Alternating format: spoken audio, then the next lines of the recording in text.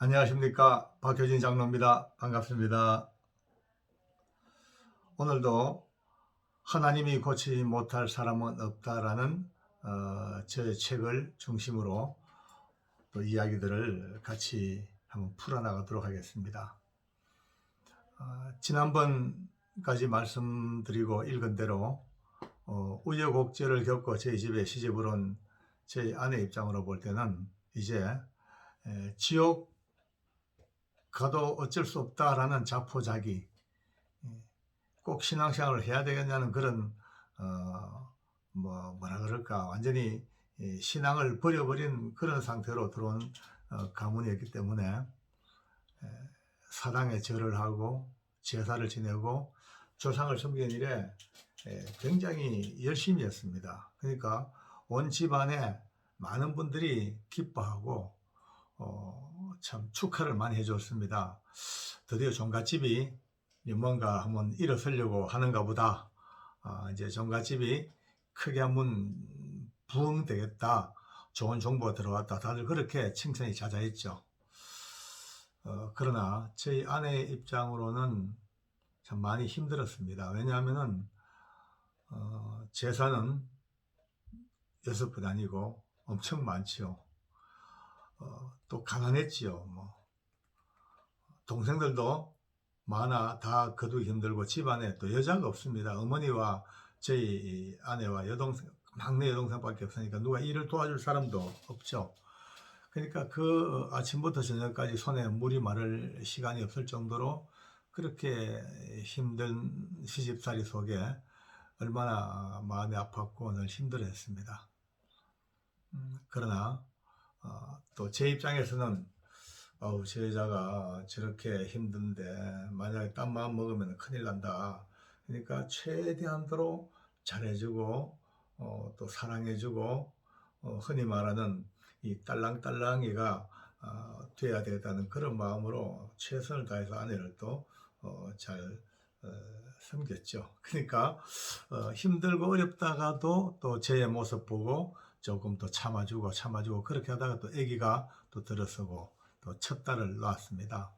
근데 아기를 놓고 나니까 그나마 조금 안정이 되어지고 이제 시집상이라도 조금 적응이 되어가는 이제 그때였습니다. 어느 날 우리 집 근처에 이제 인근에 교회가 몇 개 있었습니다. 매일 새벽마다 요즘과는 달리 그 당시에는 차인벨이나 종을 쳤죠. 새벽 예배 때마다. 시집 와가지고 한 2년 가까이 살면서 늘 듣던 종소리였고 늘 일상으로 들었던 소리인데 그날따라 그 땡그랑 소리가 아주 특이하게 이 가슴을 울렁 이제 울리더라는 거죠. 이제 또 땡그랑 하니까 또 울렁. 그래서 누워서 있다가 고개를 흔들었대요. 그 첫 이제 중을 혼자 독백 같은 소리가, 주님 잘못 찾아오셨습니다. 저는 아닙니다. 저는 이미 지옥 갈 작정하고 우상 섬기는 집에 들어와서 제사 지내고 하는 그런 여자입니다. 잘못 찾아오셨습니다. 라고 단호하게 고개를 흔들었다는 것이죠. 그런데도 그 종소리는 계속 땡그랑 땡그랑, 나중에는 너무 듣기 괴로워서 이 양손으로 귀를 틀어막고 이를 악물고 도리질을 했다는 거죠. 근데 교회 종소리 끝났죠. 끝났음에도 불구하고 그 여운이 계속 메아리처럼 남아서 땡그랑 땡그랑 땡그랑 땡그랑 이 가슴을 울리니까 얼마나 힘들었겠어요. 그런데 어느 순간 평생 처음으로 자기 내면 깊은 데서부터 이렇게 울려오는 음성이랄까 느낌이랄까 성령님의 감동이었겠죠. 들려왔답니다. 사랑하는 나의 딸아, 너가 나를 버렸지 나는 너를 버린 적이 없었다. 너가 나를 떠났지 나는 너를 떠난 적이 없었다. 너가 제사를 지내고 귀신 앞에 절하는 그 순간도 너를 불쌍히 여기고 너를 사랑했고 너를 지금도 같이 있다. 돌아오너라 내 딸아, 돌아와라. 이 성령님의 콜링을 느꼈다는 거죠. 그 순간 오랜 세월 동안 가로막혔던 복음의 문이 확짝 열려버린 겁니다.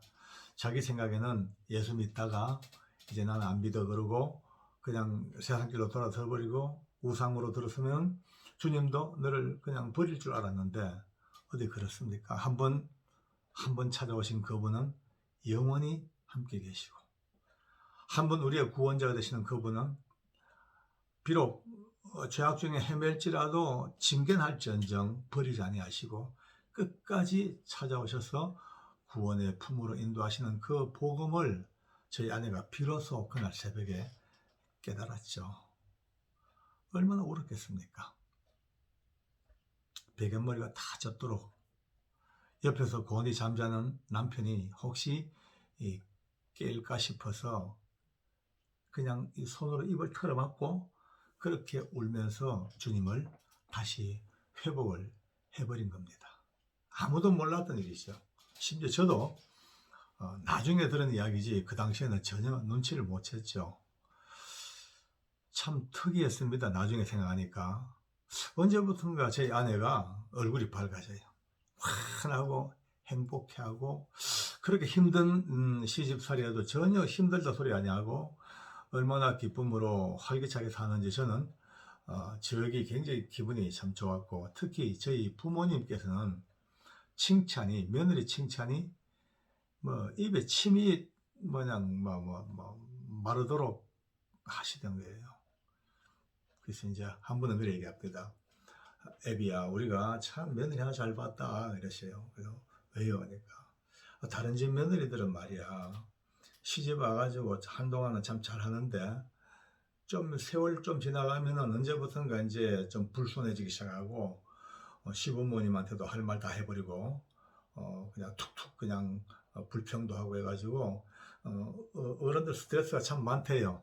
우리 어머니가 그 당시에 자주 나가서 놀시던 친구분들 이제 모임이 있답니다. 그 모임 가면은 어머님 또래 분들이 농담 삼아 하는 구호가 있대요. 때려잡자 며느리, 물리치자 며느리. 뭐 그 정도로까지 그렇다. 근데 우리 며느리는 안 그렇대요. 얼마나 착한지 한 예를 들자면은 그렇게 얘기한답니다. 어머님, 냉장고 믿을 거 하나도 없습니다.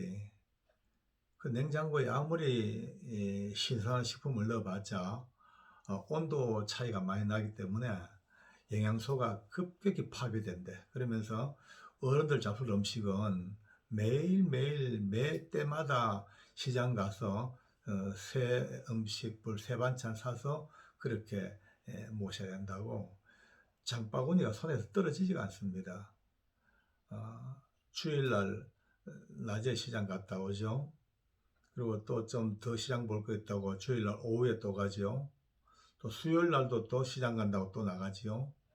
금요일날은 야시장 좋다면서 야시장 간다고 또 나가죠. 알고 보니까 이 시장 보는 핑계를 대고 계속 이제 교회를 아무도 몰래 나가기 시작한 거예요. 아무도 몰랐죠. 나중에 이런 얘기합니다. 저희 아내가, 소영이 아빠, 내 평생에 가장 행복한 때가 언제인지 압니까? 그 당시에 아무도 몰래 눈치 봐가면서 교회 뒷자리에 앉아가지고 시장 바구니 들고 그저 짧게 5분, 길면 10분 말씀 듣고 기도하고 예배하고, 그때가 내 인생 가장 행복하고 스릴 있고 즐거웠던 때라는 그런 얘기를 합니다. 그러나 또 이제 어차피 꼬리가 길면 잡히죠. 동네가 워낙 좁다 보니까 사람들 눈에 이제 이리저리 뜨입니다. 자기들끼리 이제 쑥덕거리죠. 저 종갓집의 종부가 교회 가더라. 너도 봤냐? 나도 봤다.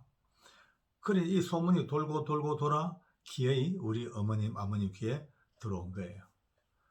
두 분의 그 절망이나 충격이 어떻겠습니까? 평생을 종갓집의 종부 종손으로 조상과 제사 속에 살아왔던 그 분들의 그 세상 속에 예수 믿는 며느리, 청천벽력이었겠죠. 하루는 퇴근해서 집에 와보니까 난리가 났습니다. 저희 아내는 대청에 앉아가지고 꿇어앉아 울고 있고, 우리 어머니 아버지는 완전히 그냥 돌아가실 듯 할 정도로 화를 내고 악을 쓰고, 제가 들어가자마자 우리 아버지가 제게 손가락을 딱 가르치면서, 야! 너그 마누라 예수쟁인 줄 알고 결혼했어? 모르고 결혼했어? 라고 막 고함을 지릅니다. 그 말 듣고 충격을 먹었죠. 제가 어떤지 아십니까? 두 손을 들면서, 아버지, 나 절대 몰랐습니다. 난 절대 몰랐습니다. 알았으면 결혼 안 했죠. 몰랐습니다. 참, 지금 생각하면 참 비겁하게 이럴 데 없는 그런, 우리 아버지가 힘이 더 났지요. 그러니까 더 힘이 나니까 저희 아내에게 이제 다그칩니다. 너 우리 밀양박가 규정공파 대종갓집의 종부가 예수쟁이가 말이 안 된다. 종로 네 거리 맞고 물어봐라. 누가 그걸 이해하겠냐. 그러니까 오늘부로 양당간 결판을 내자. 첫째, 오늘부로 네가 믿는 야소를 버리고, 또 우리 아버님은 꼭 예수님을 야소라 그래요. 옛날 사람들 야소라 그랬죠. 네가 믿는 야소를 버리고 우리 집안 풍습을 따르든지, 안 되겠거들랑 이혼을 해라. 안 됐으면 이혼이다. 그때까지 고개를 숙이고 소리 없이 푹푹푹 울고 있던 제 아내가 고개를 탁 쳐듭니다. 깜짝 놀랐습니다. 탁 쳐들고는 그 양순하고 부모님 눈빛도 똑바로 잘 안 쳐다보던 그 여인이 딱 고개를 들고는, 어머님, 아버님, 저는 이제 목이 칼이 들어와도 두 번 다시 주님을 버릴 수가 없습니다. 그리고 절대 이혼도 못합니다. 와, 얼마나 단호한지 옆에서 보던 제가 충격을 먹었습니다. 우리 어머니 아버지는 그 말이 끝나자마자 더 이제 돌아가실 듯이 막 뒤집어집니다. 말도 안 된다. 너가 무슨 배짱이냐. 집안 망칠 일이 있냐. 라고 끝없이 어머니 아버지는 역시 물러설 수 없는 배신을 쳤고, 보니까 저희 집 사람도 생명을 걸고 이제 붙어서 싸웁니다. 그 사이에서 보니까 제가 봐도 답이 나오지 않아요. 결국 제가 순간 번쩍하고 머리에 아이디어가 떠올랐습니다. 우리 아버지에게 얘기했습니다. 아버님, 이런 중요한 문제가 오늘 당장 해결되겠습니까? 일단 아버지 시간 좀 주십시오. 제게 석 달만 시간 주면은 제가 틀림없이 개종을 시키겠습니다. 우리 집안 풍습으로. 만약에 개종이 안 되면 내가 서둘러서 이혼하겠습니다. 약속하겠습니다. 그러니까 우리 아버지도 이제 일단 돌파구가 생겼으니까 좋다. 딱 석 달이다. 석 달 내로 결론 내라. 안 되면은 이혼이다. 그렇게 결론 냈습니다. 일단은 그 무서운 전쟁이 잠시 휴전 상태로는 돌아왔습니다만은, 저는 그래도 자신은 만만했죠. 왜냐하면 내 말을 잘 들어주고 또 착하고 너무 양순하고, 그러니까 내가 잘 이렇게 구슬리고 꼬우면 석 달 내로는 분명히 다 예수가 아무리 교회 다닌들 다 정리하고 내 품으로 우리 집 안으로 돌아올 것이라는 철석 같은 제 나름대로의 확신이 있었죠. 일단 그렇게 이제 해결이 되었습니다. 시간이 흘러갑니다. 그 당시에 저희 집은 큰 옛날 한옥을 이제 살았기 때문에 화장실이 집안에 있는 것이 아니고 대문간에 옆에 있는 재래식 화장실을 사용했죠. 아침이나 저녁에 화장실 가다가 마당이나 화장실 문 앞에서 아버지를 만납니다. 아버지께서는 한쪽 손으로 허리춤을 올리시면서 한쪽 손으로는, 야, 2달 남았다니? 2달? 알지? 만날 때마다 카운트를 하기 시작합니다. 참 부담스러웠고 나중에 아버님 얼굴 보는 것이 너무나 힘들었어요. 그렇게 시간이 흘러갑니다. 그런데 참 재밌는 일이 생겼습니다. 그 당시까만 해도 저는 이제 퇴근하면은 그저 곧장 집 달려와서 우리 딸아이 또 얼르고 놀고 아내 또 도와주고 어쨌든 그렇게 가정으로 신혼초니까 그렇게 살았는데 아버지하고 같이 석 달이라는 시간을 딱 약속하고 난 그때부터 좀 새로운 변화가 생겼습니다. 평상시에 별로 친하지 않았던 직장 동료들이 언제부턴가 굉장히 친밀하게 이렇게 엮여지기 시작하고 술자리가 잦아지고 또 그러다 보니까 자연히 장난삼아 고스톱을 치게 되고 그 재미가 얼마나 좋은지 그게 이제 빠져듭니다. 계속 고스톱 치다 보니까 또 다른 화투도 또 치게 되고 또 이 친구 모이게 되고 점점 모임이 커지고 그러니까 저도 모르는 사이에 그게 빠져들어간 겁니다.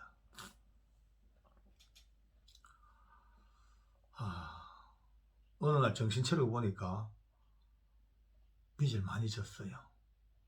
내 있는 거 다 틀리고도 또 빌리기도 하고 심지어 공금도 들어있고 눈이 진짜 뒤집힐 정도로 큰 돈이었습니다. 방법이 없습니다. 구할 길도 없고 이제 공금도 날짜가 되면 메워 넣어야 되는데 시간은 꼬박꼬박 다가오고 방법은 없고 할 수 없이 아내에게 사정을 털어놓았습니다. 이번에 할 말이 있다.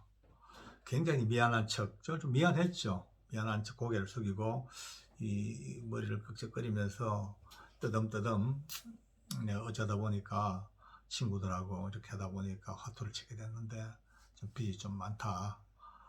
공금도 들었고 그 이제 얼마냐 물어요. 이제 얼마라고 이게 큰 돈이죠. 엄청 거의 집 한 채 돈은 아마 넘었을 겁니다. 그러니까 저는 고개 푹 숙이고 이제 곧 있을 난리를 머리에 미리 이제 생각해봤죠. 아마 아이고 못 살겠다 그러고 뒤집어지든지 그냥 악을 쓰고 들어눕든지 통곡을 하든지 하든지 뭐가 이제 엄청난 일을 이제 벌어질 거를 근데 너무 조용해요. 너무 조용해서 이상하다 싶어서 눈을 살그머니 뜨고 이렇게 쳐다봤습니다. 얼굴을. 의외로 뺑긋이 웃고 있는 거예요. 저는 이거 너무 충격 먹어가지고 실성을 했나. 완전 이제 그냥 이렇게 됐냐 할 정도까지 걱정인 건데 잠시 뺑긋 웃더니만은 하는 말이 소영이 아빠만 하나님 앞에 돌아오면 됐지 그게 무슨 큰 문제가 되겠어요. 한번 해봅시다. 갚도록 해봅시다. 라고 얘기를 합니다. 천사표도 이런 천사표가 있겠습니까? 일단 안도의 한숨을 쉬었죠. 제 생각에는 처갓집이 조금 빵빵하게 사니까 좀 거기 가서 SOS 쳐가지고 좀 이렇게 긴급 구호 자금을 좀 얻든지 이런 생각을 했는데 그게 아니었습니다. 제 아내는 이제 알고 보니까 결혼할 때 은행 생활을 오래 하면서 나름 이렇게 돈을 좀 많이 좀 모아놨는가 봐요. 결혼할 때 쓰고 남은 비자금이 통장에 좀 들어있었다. 그게 조금 되는 것 같아요. 근데 그걸로도 역부족이야. 그러니까 내가 그냥 결혼식 때 힘들게 해줬던 목걸이, 귀걸이, 반지, 시계, 기타 폐물들 몽땅 가서 다 팔아가지고 맞추어서 이제 빚을 갚았습니다. 급한 불은 껐지만 저로서는 이제 너무 힘든 거예요. 왜냐하면은 이렇게 창피스러울 수가 어디 있겠습니까? 다른 사람들은 결혼기념일, 생일 이런 날들마다 아내에게 다이아몬드도 해주고 폐물도 사주고 이렇게 한다는데 저는 그게 아니고 그 귀한 결혼식 때 해줬던 것마저 몽땅 다 팔게 했어. 그것도 옳은 데 쓴 게 아니고 화투빚을 갚아버린 그것이 남자로서 자존심이 엄청 상했고, 또 이런 생각입니다. 이거 정리 안 되면은 내 평생 코가 걸려가지고 큰 소리 못 치고 산다. 갚아야 된다. 빨리 갚고 대등한 위치라든지 또 내 정손으로서, 가부장적인 정손으로서 나의 위치를 찾아야 한다. 이제 이런 생각밖에 없죠. 근데 아무리 봐도 갚을 길이 없어. 뭘로 갚겠습니까? 그러다 어느 날 또 번쩍 좋은 생각이 떠올랐습니다. 갚을 길이 있긴 있겠다. 왜냐? 제자가 오매불망 원하고 기다리는 게 제가 교회 가주는 것. 그걸 기다리는데, 그래. 그럼 내가 교회를 가주면 얼마나 기뻐할까? 그 기뻐함으로써 그 빚을 갚자. 그렇게 결론을 내렸습니다. 그러나 또 막연히 뭐 언제까지 교회 나갈 수는 없고 회수를 한번 정해보자, 이렇게 생각을 했죠. 하다 보니까 제가 이렇게 졌던 그 빚의 액수에서 한 10번만 가주면 전체 나누기 10 하면은 대충 한 번 갈 때마다 한 50, 60만씩 갚는다 치면은 되겠다, 이런 마음을 먹고 딱 내 마음에 10번만 가주기로 작정을 하고 그걸로서 충분히 이 빚은 갚겠다 이제 생각하고 제 아내에게 여보, 내 교회 한번 따라갈까 이러니까 그날 하늘을 뛸 듯이 기뻐합니다. 그렇게 이제 교회를 가게 된 연유, 빚 갚아주려고 이제 교회를 가게 된 그 발걸음. 그런데 이제 몰래 가죠.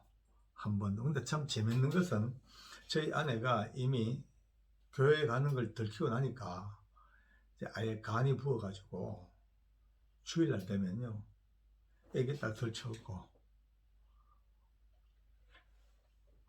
기저귀 가방 딱 들고 우리 어머니 아버지 앞에 인사합니다. 어머니 아버님 다녀오겠습니다. 어디 가냐? 교회 갔다 오겠습니다. 그러고 나가버립니다. 우리 어머니 아버님 뒤로 자빠집니다. 뒤집어지면서 막 그냥 입에도 못 담을 그냥 욕을, 저주를 부으면서 그때마다 저보고 야 빨리 네가 결정해라, 이제 얼마 안 남았다, 뭐. 그러던 차였습니다. 그러던 차니까 그렇게 해도 돌아서는 또 아내의 마음은 늘 아파서 운답니다. 부모님 마음을 아프게 만들고 신앙 문제 때문에 저렇게 부모님을 힘들게 해서 그것도 자식된 도리로 늘 그것 때문에 많이 울었다는 거죠. 그런 제가 교회 나갔다는 거 얼마나 좋겠습니까? 근데 얼마 안 가서 보니까 이게 또 뭐 한 집안 사니까 우리 어머니 아버지가 아시는 거죠. 와, 정말 돌아가신 줄 알았습니다. 뒤집어져 뭐 아예 이불을 덮어서 누울 정도로 너까지 왜 교회 나가냐, 너가 왜 교회 나가냐. 뭐 제가 급해서 거짓말했죠. 어머니 아버지 제 말씀 들어보셔서 내가 정손 아닙니까? 내가 뭐 교회 왜 나가겠습니까? 나는 종갓집의 종손으로서 내 할 일이 있는데 그럼 네가 왜 나가냐 이거죠. 제가요, 저 사람 어차피 개종을 시켜야 되는데 개종을 시키려고 보니까 예수 믿는 병이 너무 깊고 너무 골수분자가 돼가지고 도저히 말로 해가지고 될 문제가 아닌 것 같습니다. 그래서 제가 직접 이제 교회를 따라 나가면서 교회 안에 모든 부조리, 비리를 전부 이제 수집해가지고 정확하게 목록을 만들어서 여보 이러니까 교회 나가면 안 돼라고 정확한 증거를 제시하고 이제 끄집어내려고 호랑이를 잡으려고 호랑이 굴에 들어간 겁니다. 걱정하지 마세요. 그러니까 그제서야 우리 아버지 어머니가 안심을 하고 그렇다면은 빨리 나가서 좀 증거를 수집해라. 어떻느냐 물어요. 제가 그랬죠. 역시 교회는 나갈 때가 못 됩니다. 많은 증거를 수집 중에 있으니까 걱정하지 마십시오. 그렇게 이제 넘어갑니다. 한 달, 두 달, 석 달, 넉 달, 다섯 달. 답이 안 나오니까 그래도 우리 아버님은 이제 저를 볼 때마다 더 이제 다그칩니다. 너 아직도 호랑이 꿀에 들어가 있냐? 너 호랑이 꿀에 너무 오래 들어가 있는 거 아니냐? 이런 이제 막 비꼬기도 하시고 꾸중도 하시고 그럴 때마다 아버지 다 돼갑니다. 거의 다 돼갑니다. 걱정 마십시오. 걱정 마십시오. 그렇게 제 교회 발디디는 생활이 시작되어져 갖고 참 놀라운 게 10번만 가고 말겠다는 제 생각과 달리 하나님은 그 엉터리 같은 발걸음을 꼭 붙드셔서 우여곡절을 겪게 하시면서 기어이 놓지 아니하시고 오늘까지 끌고 오시는 그 은혜를 생각하니까 얼마나 놀라운지요. 참 감격이고 감사할 따름입니다. 또 그간의 가정, 어떻게 또 제가 그렇게 교회를 발걸음을 옮기게 돼서 그때부터 어떻게 변화되어지고 어떻게 주님 앞에 붙잡혀 사로잡혀 살아왔는가는 또 다음 시간에 이어지는 시간에 계속해서 책과 함께 우리 이야기가 계속 이어지겠습니다. 감사합니다. 평안히 계시고 또 만나뵙기를 바랍니다. 감사합니다.